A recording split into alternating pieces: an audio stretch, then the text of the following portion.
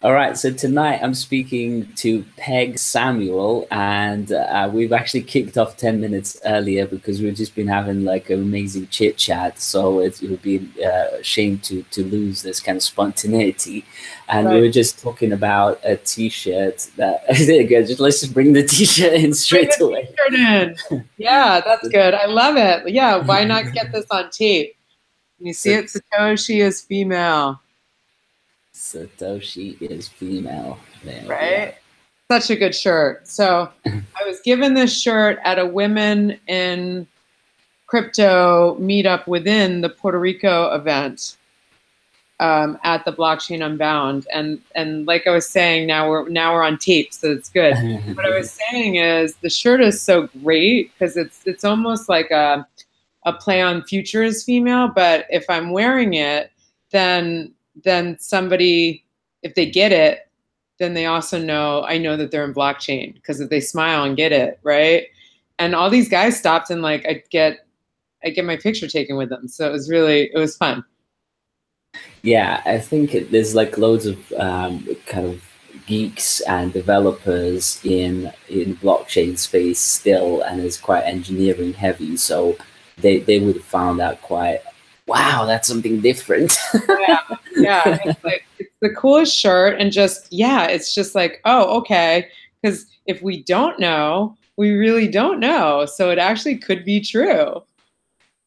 And I was saying earlier on that it just feels again like now we're in this kind of serendipitous internet once again, where lots of seemingly random and disconnected people are reconnecting and connecting together again to work on bigger, better, more intense projects. And it feels very much like internet from back in the 90s when it was the dial-up modems and all that crap. Uh, Yeah. Yeah, a thousand percent. You know what? That's a really good point because we were talking about that. That's what got me so excited, over my career. Um, backing up, I was on I worked at Weather Channel and the Travel Channel when they owned it, and that's when internet came out, and I was on weather.com like one of the first five people. So the energy, and then the wave, which we'll go back into. But that's what I like about blockchain is that excitement around it. And then to your point, I have all kinds of people that I've worked with throughout my career that are coming out the woodwork like that are all working in this space. So it's really exciting in that way as well. Yeah, now I find myself kind of like as some sort of a pseudo online program host, right? Where I just kind of I come across seemingly cool people or cool people. I just go like, that's it. I'm interviewing them, and that's Yeah. it. And then everybody's responsive because it's early on. Like it's an early on time that people are so excited to talk about this subject, right? So you're not tired yet of it. It's super exciting. Nobody really knows. I mean, there's a lot of thought leaders, and I have my opinions as well. But I'm the first to say I don't really know, what's going on. So I was just like, yes, let's do it and record it. And maybe a year from now, I'll be embarrassed about some predictions, but who cares, right? Yeah, I think it's like I think like everybody knows in blockchain. I think everybody knows, and quite literally, like when everybody gets together, we will know, and that's Right, kind of one of the aspects of it, right? right, It's like keep making your predictions, keep checking out your right. perspectives on the universe, and then once we unify all the perspectives, we'll know. Yeah, totally. And you know what? I think the one thing is, I think we're definitely, and you probably agree, is we're in some sort of bubble, right? So, and I think it's like, I think we're in a major ICO bubble, but it will pop, but who's going to be left standing? And nobody wants to not think that their company is not going to be the one standing. So that's probably the prediction, if you will, that would be the safest. It's like, yes, we're in some sort of bubble. I see you thinking there. That's a good gesture for your thinking about what I'm saying. What do you think about that? The way I respond to those kind of things is that the universe is one giant bubble, right? The universe came into existence according to like formal science as a big bang, right? That big bang is Right. by nature a giant bubble, right? So it's just something question of like, what's the next bubble, that is happening? I speak to that people talk about in London here, where I'm sitting at the moment. You know, the property bubble has been happening for the last 30, 40 years, and it keeps going and going and going like those like rabbits and the advert. And when is it gonna pop? It should do, but yeah.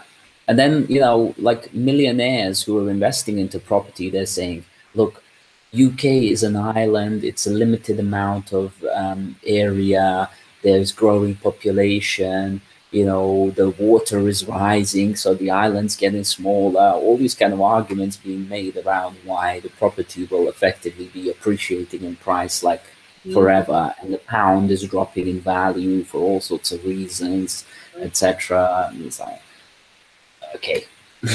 Now you might say, you know, or someone might say, well, property is a real world thing, but Bitcoin and internet and blah, blah, blah is just all kind of like fizzy, fluffy stuff, you know, that hasn't got any real value.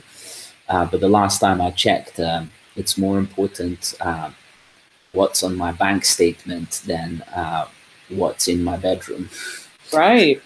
That's a really good point. And then being a New Yorker, right, we have the same thing with the real estate market. But however, I am noticing, you know, it definitely goes up and up and up, right? But some neighborhoods, because there's so much inventory, there's, you know, some, I won't call them a deal because New York City is super expensive to live, but there is some extra inventory in some neighborhoods that are growing at an abundant rate. But I think over to the same point over time, it's still going to be a value. But yeah, that brings it very interesting. It's like, well, to your point, you know, the internet has value, but it's the companies on the internet, right? Or say like one of the things that, you know, they talking about bubbles and like ICO and coin offerings, like what's the company behind this offering? Because they're companies that are doing things, and what is it they're doing? And then that's really how to kind of suss out what's going on, because there's all this frenzy around becoming like crypto millionaires with Lamborghinis and everything, which, okay, you know, but I think the blockchain was based on a social good concept to be global, like you're saying, like the big global bubble set. Funny anecdote, I was listening to one of my friends talk about his company, and without going into it, it was basically a company that would help, you know, power all over. And I was listening to him talking to somebody, and they said, so where are you, you know, where is a good place for this? And he said the globe.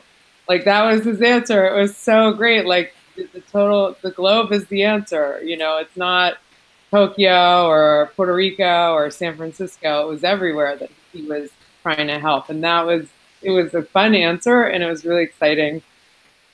So, okay, I think we're almost like into the like official time now. Oh, so cool. It's our free time. Tell us who you are. Tell us who you are. Who have I come across on the internet and decided to speak to? I know. Okay, hi, I'm Peg Samuel officially, and I'm marking myself as a digital pioneer because, as I mentioned, I started my career at the Weather Channel, and then I worked on the Travel Channel, and that's when the internet came out, and they had actually sold the Travel Channel and said, you like to browse the web a lot. You seem to be catching on. Why don't we have you work on weather.com launch? You know, there's a little bit more than that, but it was really fun, and I got to do that. And I was hooked, you know, it's funny. I talked to someone younger, and they said, wait a minute, you worked in the workforce before email. I don't understand. Like, like, how did you talk to other people? And I was like, we made phone calls and used the fax machine a lot. Like, they were stunned, and I was stunned, you know? So it was really exciting to work on weather.com. And I worked on I did a lot of like networking kind of groups that I founded more in the internet and marketing arena. And just, again, I just want to fast forward, and then we'll swing back to some of my career. But there's been nothing as exciting as this. You know, I recently have, and I do have a social media boutique firm, and it's integrated with PR. And I've taught at NYU media relations, present and future, so the intersection, and that's interesting, but it's not the same. It was not the same spirit as this, and this is why the blockchain is so exciting. And then I can keep going on and on, but yeah. I think like one of the most fascinating things about blockchain perhaps is the fact that many of us have spent like decades now gaming on all sorts of different consoles and casual games and all that kind of stuff. We're very, very familiar with games having credits and points and coins and so on. And now suddenly we're in the new age internet that has all that stuff baked into it. And it's like, hey, this is like real stuff and you can exchange it for real money. And it's kind of gambling, but it with this kind of thing like baked into it that it's for social good and global and so on, and we're all in it. Or it feels like it. It's just like it's just such a new feeling yet again. What's interesting about gaming too is, so I got excited about, I read in the New York Times about the crypto kitties, you know those? Yes, right. yes. So I read about them in the New York Times, and then I was going to go to, and did attend a rare digital art conference in New York. And so I got on there, and everybody laughs at this, and I have to laugh at myself. I got on there, for me it was also education though. It's like, I got on, you know, my computer, and I had to get my MetaMask set up, right? I had to buy Ethereum on Coinbase, send it to MetaMask, set up MetaMask to do so in order to plug into the CryptoKitty site, buy a cat, then I bought another cat, and then I breeded them just to see, right? So I tease and say, like, I'm a digital cat lady, like, this is great, you know, like, but a couple things, like, okay, so I said I taught at NYU, and it's like with the professor lens, say you want to be able to teach, right, and teach people. So I was able to, and weather.com, I learned a lot on the job. It's not like I could go to college for what what came out. And so what I liked about the CryptoKitties is it made me apply something so I could use use the coin. So I had to use the coin to get something. And although it wasn't a physical thing I could hold, I could see it. So to me, it was like that on the job learning / like, I think it's more a game than art per se, that one. And then there's some other really interesting games out there. Like a friend of mine has like the world of Ether and that one, and they're like selling these eggs right now, and there's a whole, like, really a lot of buzz around it, and it's exciting. And so I think for how big gaming is, this makes perfect sense in this industry, right? Even though it's not my background, I'm more like media, entertainment, celebrity, and social good stuff. But I think if anybody's going to adopt it first, it's definitely like gamers and stuff. Like one of my friends say, and I say this because I'm a nerd I'm a geek on the inside, is she said, follow the nerds and where they're going. And that's where you want to be. Totally. And I've realized this a while back, but to a great extent, like nerds are also can be quite negative and sort of having this sort of dystopian look of the future. I think it's something that comes from very good sci-fi movies, but that are in really like dystopian in nature.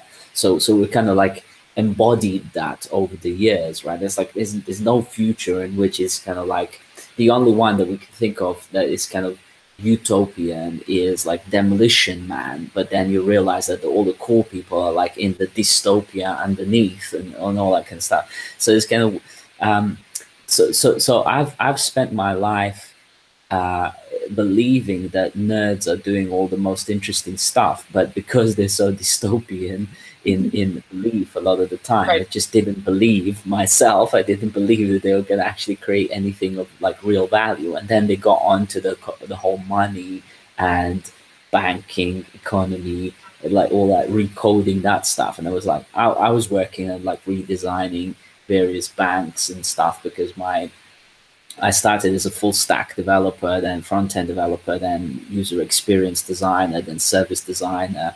And now, you know, our clients are like governments and banks and all these kind of companies. It's like, oh my God, we're like redesigning literally some of the biggest companies in the world. Right. And it's like, this was never really the plan 20 years ago, but now it's like who else is going to do this other than people who've, you know, seen it over and over and over and over and over again, to the point now where we're actually consulting on government policy design, so that the policy can be user-centered, so that the services can be designed and built and delivered in a user-centered way. And it's only really possible when the policy is user-centered itself. So, and that leads, kind of rolls back into blockchain, where it's like a fat protocol type thinking, where really the protocol is like the policy. The white paper is the policy that governs this world that each blockchain powers. So it's that's kind of where we are. So tell us. Tell us more about you know, this conference in Puerto Rico. You went to this. Tell us what's going on there. What was going on there? It was so exciting. So I go down to Puerto Rico, and there was actually 3 conferences in a row. I caught 2 of them. So it's like, where does one stop and one start? So that was really exciting. And the other thing that you also reminded me about is there is, in a good way, a blockchain solution for every problem that stands out there in like the antiquated corporate systems and all of it, right? All the old systems, from legal to music to TV. It was really exciting in that aspect. So there's like a ton of great ideas, and you can see like there could be disruption in every, you know, and everywhere, and how the ideas are really, really good. And I think for that would be just a matter of like, how are people going to be able to execute it? And maybe the leader, you know, the first out might not be the winner of that, but it is really exciting to see all the ideas. And then, you know, with that, you say, wow, we really have a lot of stuff that's broken and can be fixed. You know, the medical, healthcare, like the list, you just take down like every single thing that's out there, and there was something for it. So it was very interesting in that way. And then the people, like I said, I ran into people I haven't seen in years in tech. So that was exciting. And the panels were super interesting. And, you know, the events and the people and the energy is really positive. So that's fun as well. There's a lot of really nice people. And that to me is like, it's number one, like kind, nice people that are doing interesting stuff, and it's really exciting, and that makes people like happier and a good vibe to then go to the next level with everything. So lots of good connections being made, and just everything. And then the second piece to being in Puerto Rico is, for the United States, there's ACT, and I don't know a lot about this, so I'm just going to touch on it because I like to kind of say what I know and what I don't know. And there's this thing called Act 20 and Act 22, and I believe both were around before the hurricane, and it's basically a huge tax benefit to have a company based in Puerto Rico. So, and Puerto Rico is really welcoming crypto, blockchain companies to be there, and trying to really help with the local economy. So the tax break is excellent. There's a lot of opportunity. There's a lot of openness around having people in Puerto Rico. So that makes its own ecosystem that's, you know, super interesting. And I think there was a lot of conversation around people moving. I will be curious to see, because this is also gorgeous, right? Right on the water, perfect. You know, it's like another snowstorm in New York or 2, right? And so people are really hot to move to Puerto Rico. And so it'll be interesting to see how many people really do. Because I was saying, even if 4% of the conference moved and did really great things, it's a lot of people.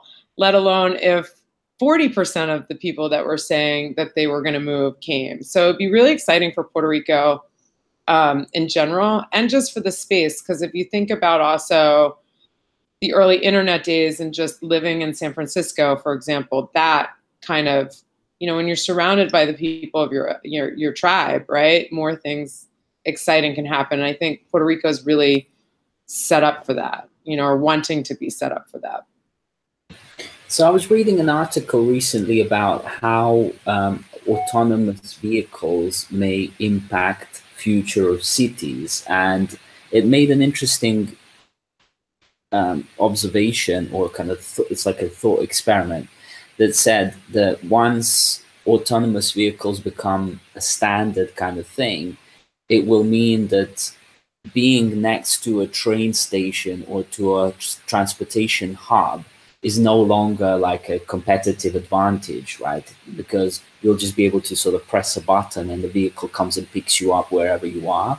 So living in a property that is kind of outside of the city, in a sort of green land, but, you know, connected with roads and stuff, you know, you can just basically call a car and it'll drop you off. You can sleep in the car, whatever. And so they're saying that the autonomous vehicles will have an impact on the cities in the sense that it will just kind of disperse the city into more of the kind of rural areas, because the only reason why people live in the city is because it's proximity of things to train stations, all this kind of thing. So it's quicker to get to work, etc.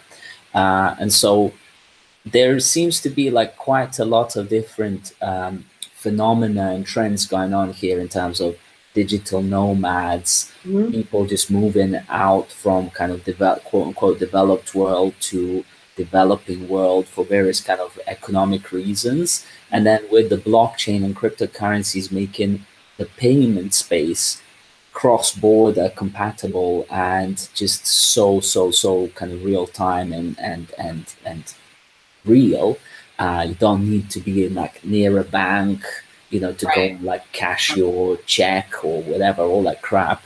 And a lot of people are, you know, the products are this kind of stuff, you know, talking on the podcast, etc. And you know, it's like we are seemingly moving towards a world that is growing, and I'm sort of linking this now into the topic of this conversation around intellectuals, blockchain, and growth, right? It's like the world is now growing in a more sort of widespread manner, right? Where you mentioned earlier on, it's like it doesn't matter if you're in Japan or New York or London, you know, it's kind of just the globe. You know, talk to me a little bit more about that, and you know how you're looking at this. Well, I love that, and I think there's some people, including myself, that love to get, you know, together, right? You want to get together at some point, and then also if you have a team, maybe you want to like sometimes you want to brainstorm with them together. But like even our being able to hang out for 10 minutes before this, to me is like in person, because we vibe over, you know, the Google, so that works. But the other thing's really interesting. I think what just popped in my mind about the nomad thing is really part of it is carrying this specific overhead when you don't in the gig economy, because it's really a gig economy right now, right?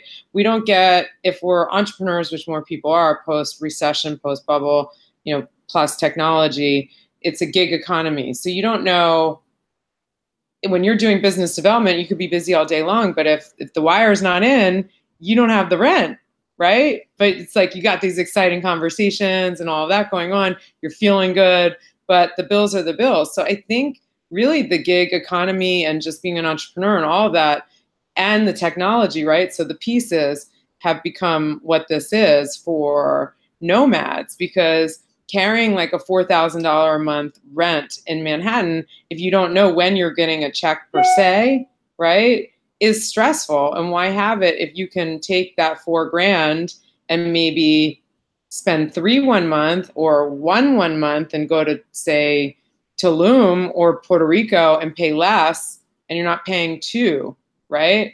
So because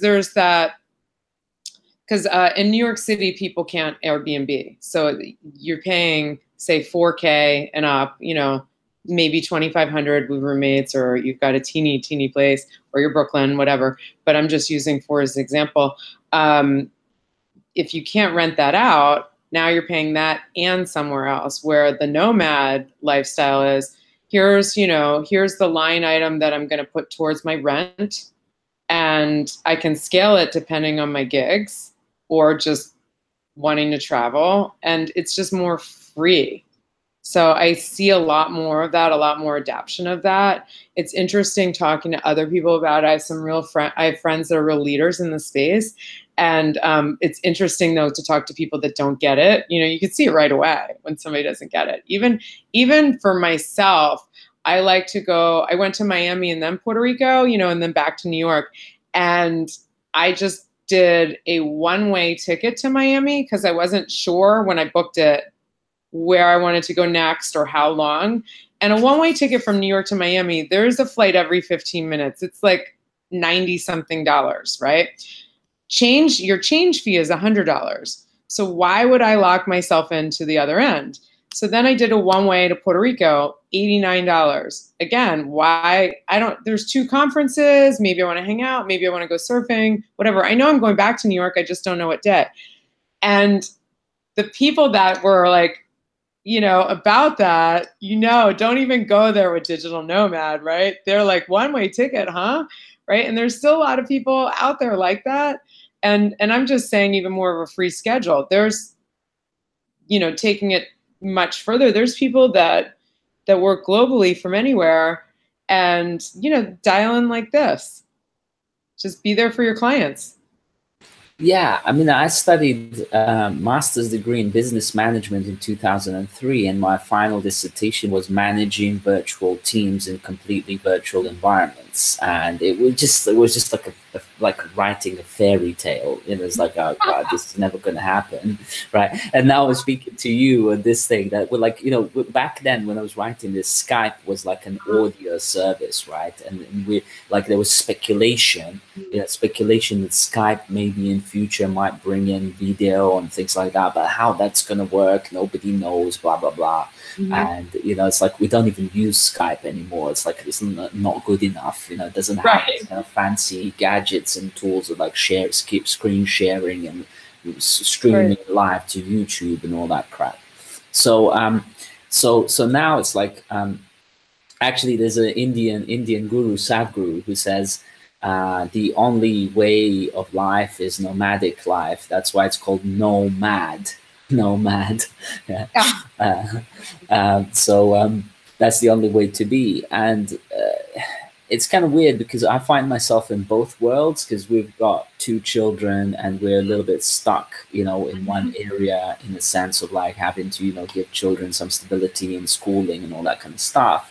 But I've always worked for myself, and I've always been a digital nomad, even since the, you know, back in the day of the internet. So to me, this is all kind of completely natural evolution and progress to basically be home everywhere. And in fact, my company is called Integral, which is from the integral theory of everything. And the integral level is this kind of global view on the world, and we're all sharing a story, you know, wherever we are. And so that's kind of all there.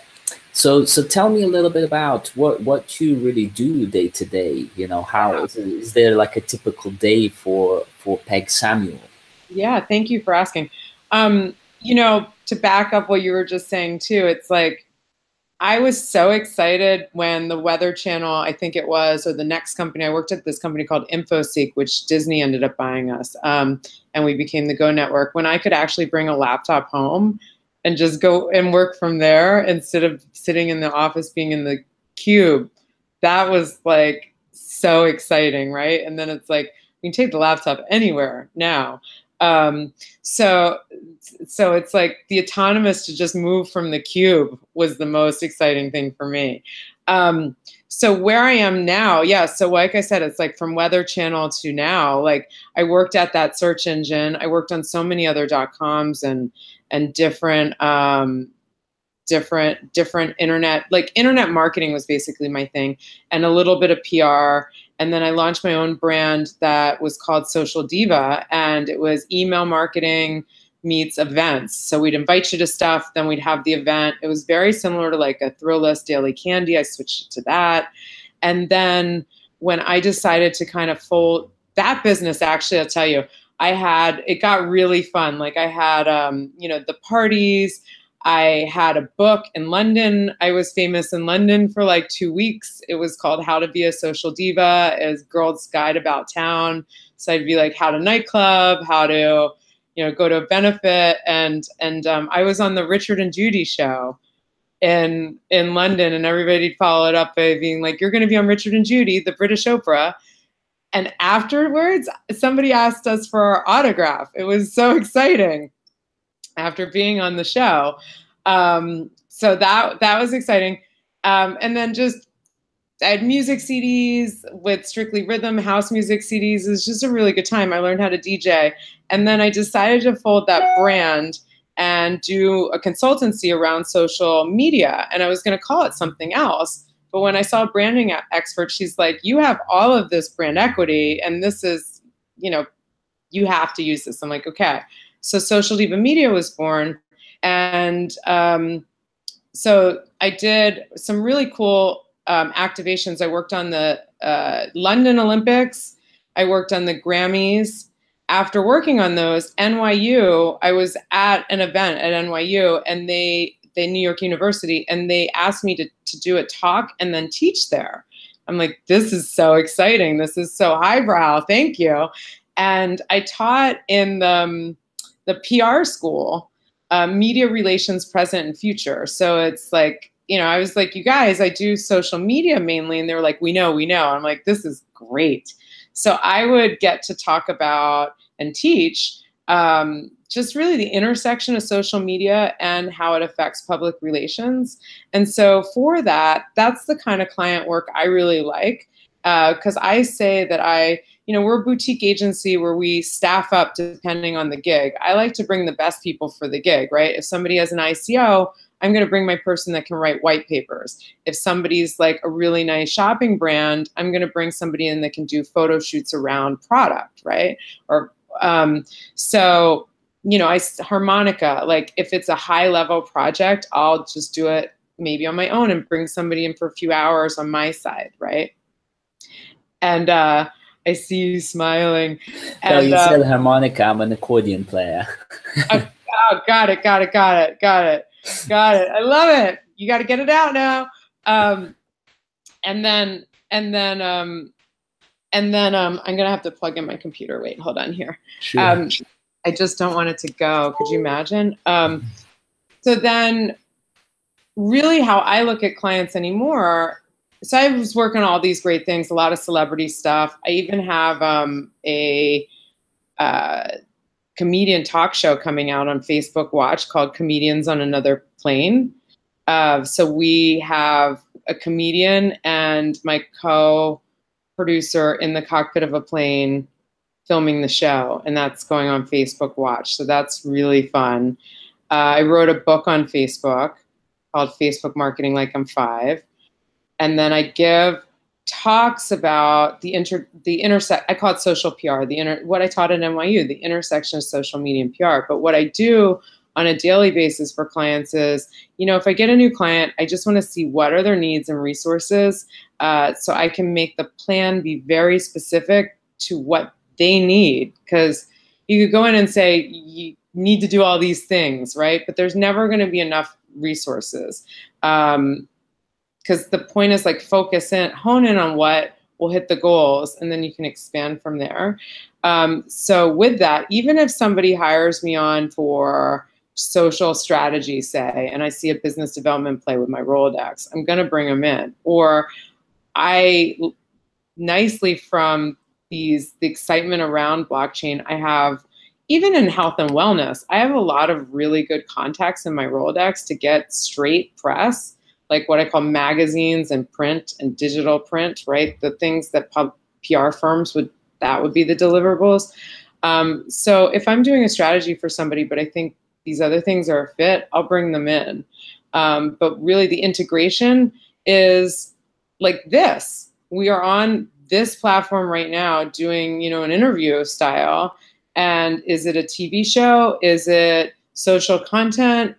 What is it? And that's the integration. It's like, I will bring, you know, the next client in or the next client in to the right placements as well. And that's really the social PR part.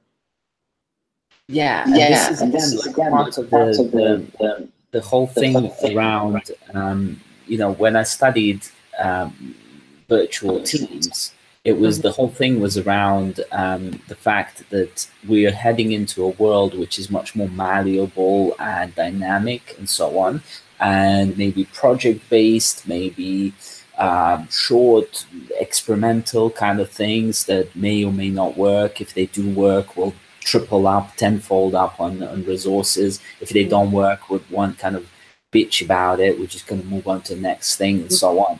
So having this dynamic approach to everything and having a wide network of connectivity with all sorts of people around the world, different skills, different capabilities at all levels, because, you know, even some sort of junior person can be very, very, very useful for doing things that, like, basically seniors be like, I've been doing that 20 years, I don't care. Like juniors, like, I do care, I want to experiment, want to create something new, and they'll create something really cool. So like everyone's useful. And you know, I was saying this the other day to someone, and I said, look, I don't really work in this way where I have, you know, a stack of people, quote unquote, working for me 24/7, because that's a sure way to create a very sort of stale environment, right? And today, like I see with my children, like my son is 11, you know, he gets like, if there isn't dynamicity happening like non-stop, he just gets bored quickly. And it's like, Dad, I'm bored, like I'm just bored of this. And I look at him and I go like, it's like, I don't blame you, you know. It's like there's so many opportunities here. I don't expect you to be kind of pretending to be laughing at my like dad humor, where you got like better quality humor elsewhere. And it's only for me to kind of like really tune in and like up my game, really. I love it. So that's kind of like the honest situation that we're glad somebody can tell you, Dad. And it's like children never beat around the bush in these right, things. That's true. Like, I'm bored, you're not funny. that is just doesn't work anymore. That like, and you'd say like, that worked in them olden days, you know, like when you didn't have internet and electricity. I think he even thinks I was like, you know, alive when there was no electricity. You know, I was like, so that's so great. That'll keep you humble, right? So tell me about like ICOs. You know, what is your like involvement in these kind of things? Yeah, so with ICOs, I was trying to think if I forgot. So I'm also you know, an advisor to a company as well, which we can talk about. But in terms of ICOs, I think it's really interesting. This is really where I see a bubble, say, right? Like there's just anybody can do it. There's so much excitement around it. Since the general public doesn't understand it, they're thinking, you know, they can not understand it. Do you have a cat? Yes, the cat always does a cameo in these conversations. Oh my gosh. Let's see. Oh yeah, she's like, for some reason she's a little bit scruffy today. Like it needs a little bit of brushing. I just want to cat not on camera. Oh my gosh, I love it. Yeah, I think ICOs, I think it's a great way, you know, to fundraise and get the word out there. And there's like an abundance of potential business, say, for somebody like me with them. And I'm excited about that because it's something new, right? Because I also will get a little tired. You know, after I wrote Facebook Marketing Like I'm 5, I can give the 1, 2, 3s on Facebook, but guess what? I know them, right? So it could get a little dull. So sometimes I'll just be like, read the book, get the course. But ICOs is a new, you know, frontier of ways to market with Telegram, and I love Twitter. And that's how we met, Twitter, right? So I love circling back to that. But I think also ICOs, it goes back to like, what is the company doing, and do they have something of value to invest in to do this? And is ICO really the best way to go, or is there other ways? And that's about as deep as I, go into them or can. And then there's this thing that I really need to do a lot more homework on, but like token economics or some tokenomics. It's more about that. But that's about my knowledge base for today. Like, give me a week on that, and then I could come back and talk about that.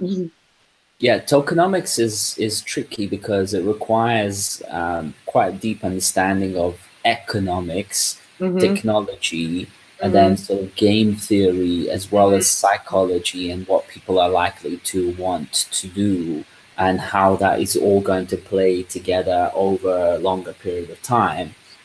And, I speak about this like I know it inside out, but it's like something that I've been attempting to design for like various different games or gamified type apps, right? Where there's like, basically you're trying to bake in incentives for users for why they should do something. It's like, okay, I can share this with 3 friends, but what if I share it with 5 and I get a coin for it, right? There's like more incentive, and like, what next thing can I do to get another 2 coins, and so on.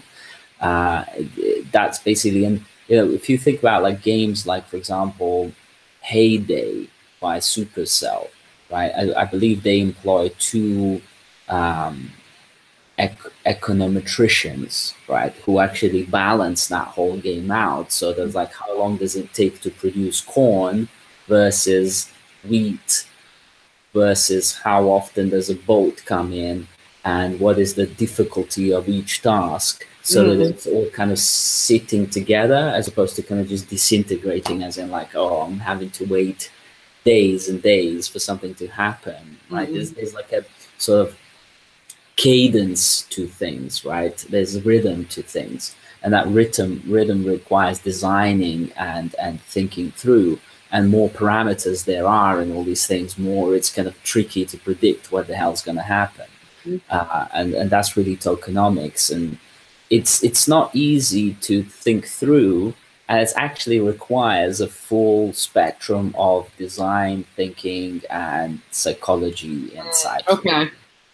So it's very close to some sort of mental self-harm. Yeah. It sounds like it already sounds intense. But it's like, if you think about it in terms of like companies like, for example, Google and Facebook and so on, there is the whole economics around Google Ads, Google AdWords, right? How much does it cost, and how does it, rank up in terms of, if I was now looking for a term to optimize for a term PR, I could be well expecting to pay $50, $60, $70, $100 per click. Whereas if I was looking to optimize for the term Bosnian PR, something else, right? It's probably going to be like 2 pence per click, right? Because nobody's looking for that. And I can say Bosnian because I'm from Bosnia originally. So cool. And so, okay, predictions on the future of the space. Now we're going to hold you accountable forever after. Yes, this is it, forever.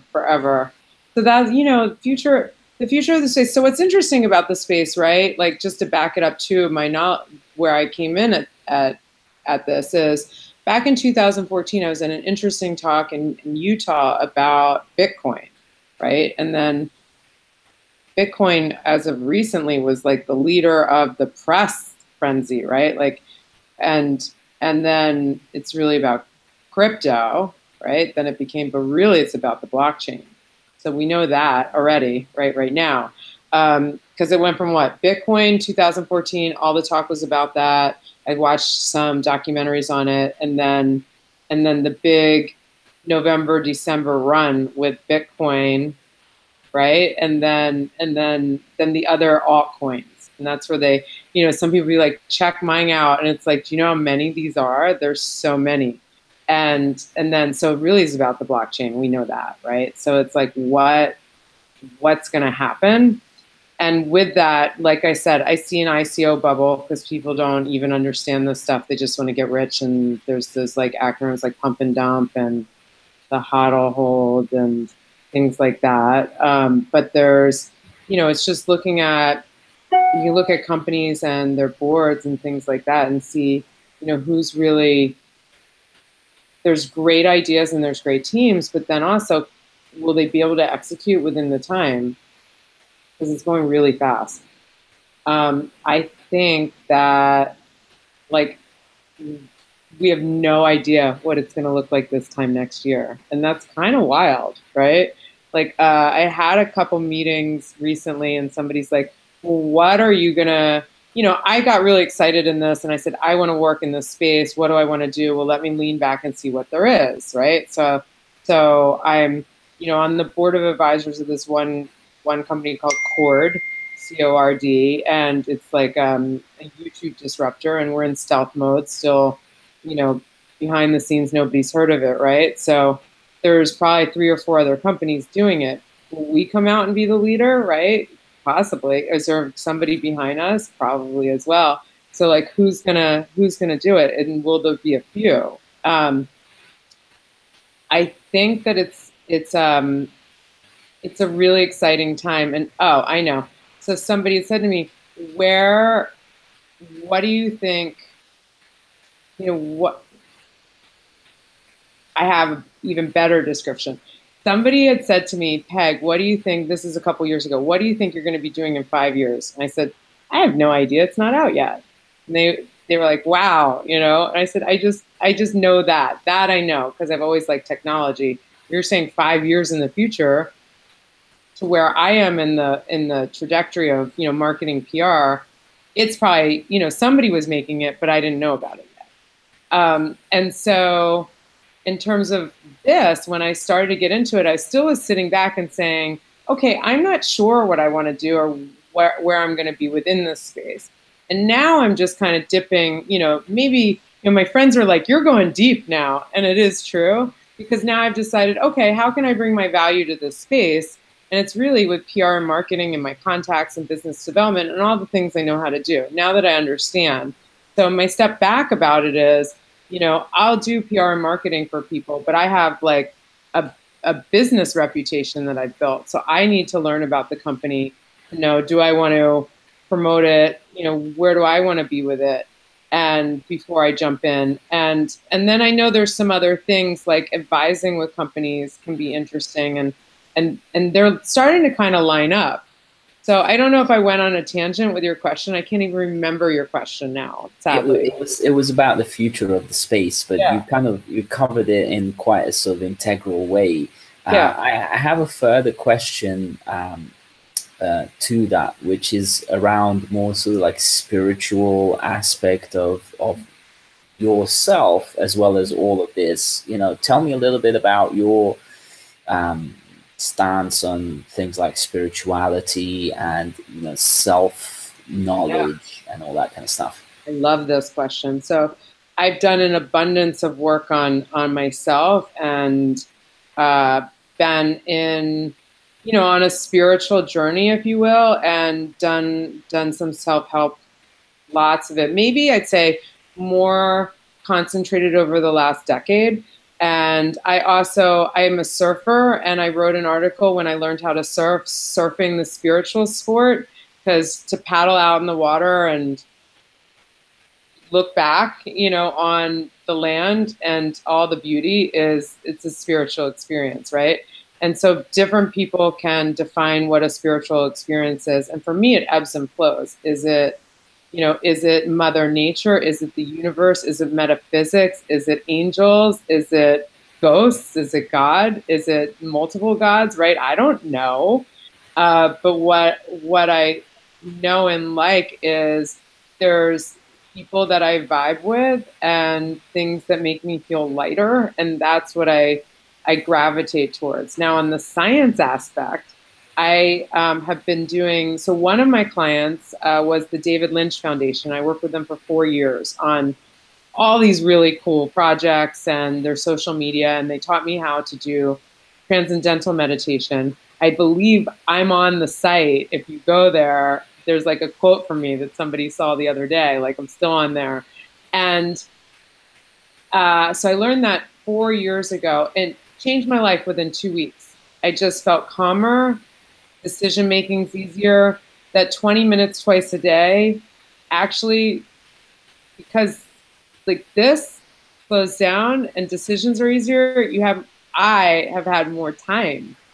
And so for them, I really dig that their stances, oh, and I have to say one more thing, plug about the foundation, is they help, it's David Lynch, the filmmaker, and they use all this celebrity, you know, to entertain in that and get the word out, but it's to help kids in high-risk neighborhoods, women, domestic abuse survivors, and soldiers with PTSD, and it works.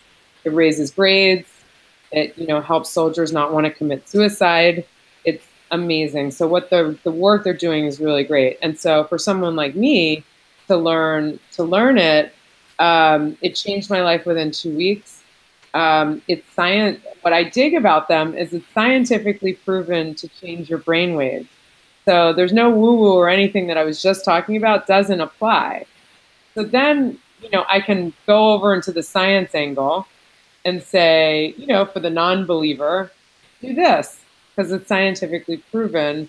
And I can, if I'm feeling like a not believer one day, it's science, right? So I'm still doing my practice to get myself wherever that may be.